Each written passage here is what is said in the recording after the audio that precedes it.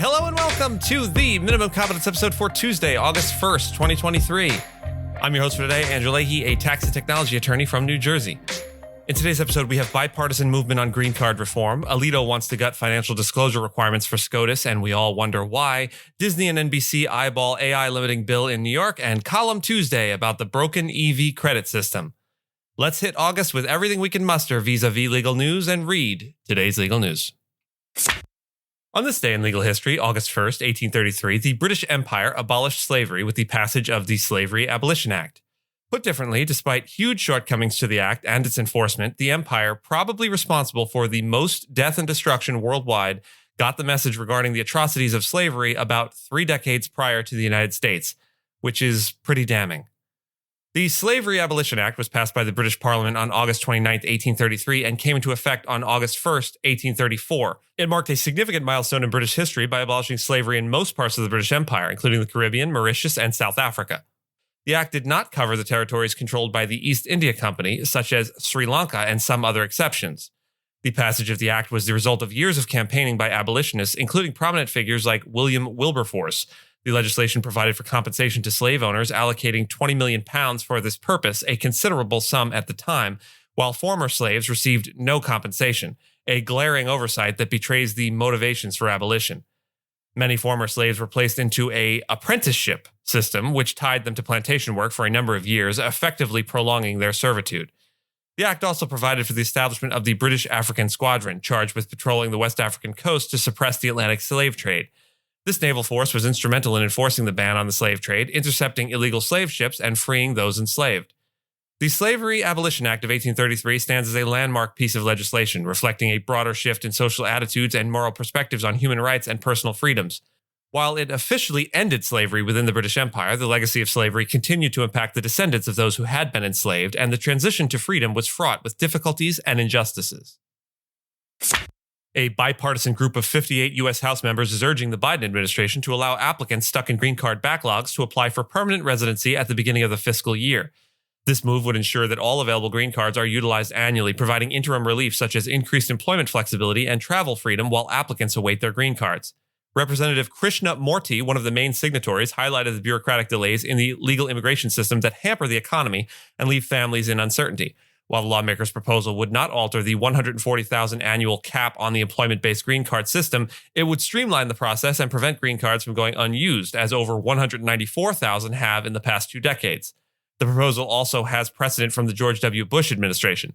The measure would provide multiple benefits to immigrants, such as job mobility and protection for dependent children's legal status. Both the State Department and the Department of Homeland Security have not officially commented on the proposal at this time.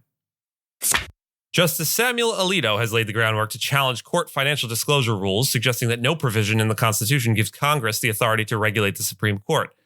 This could potentially lead to scrapping the 1978 Ethics in Government Act requirement that justices file annual financial disclosure reports, which include information about outside teaching and book income, spousal workplace, reimbursed travel, and major debts and investments. Alito, along with others, argues that the justices are not bound by this law, having only followed the disclosure statutes that apply to lower court judges and executive branch officials voluntarily. The article outlines a potential scenario where a lower court judge might file a suit to overturn the law, claiming it's unconstitutional under separation of power principles and burdensome. The scenario also includes possible support from Chief Justice John Roberts and Justice Clarence Thomas.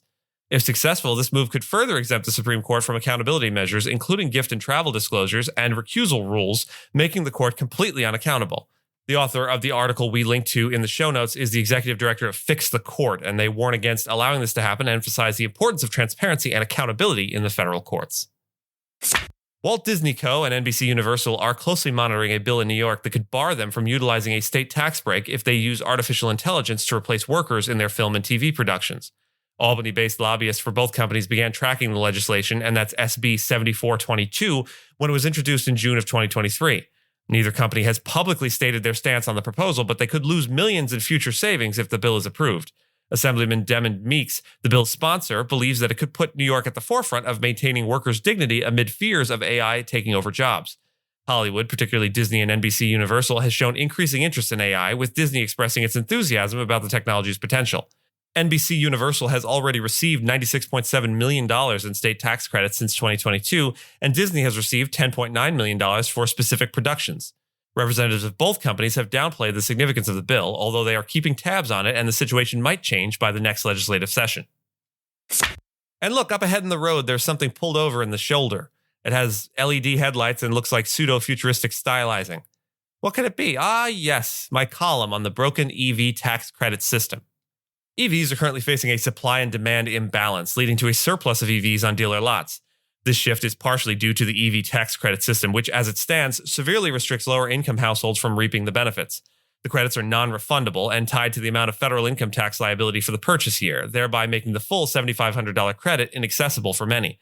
Compounding the problem is the fact that these credits are available only once every 3 years, causing potential buyers to delay their purchase until they can avail themselves of the full credit.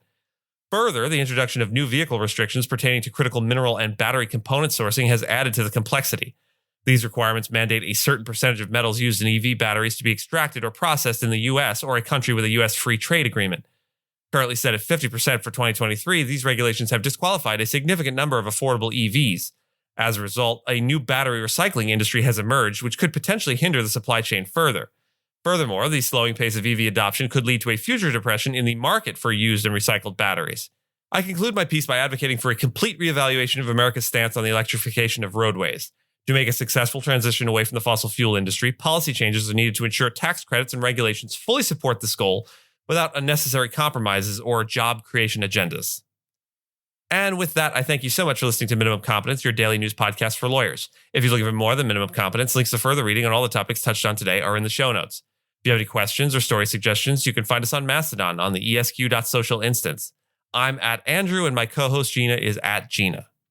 The views, thoughts, and opinions expressed in this podcast are those of the host and do not represent those of any organization we may be affiliated with.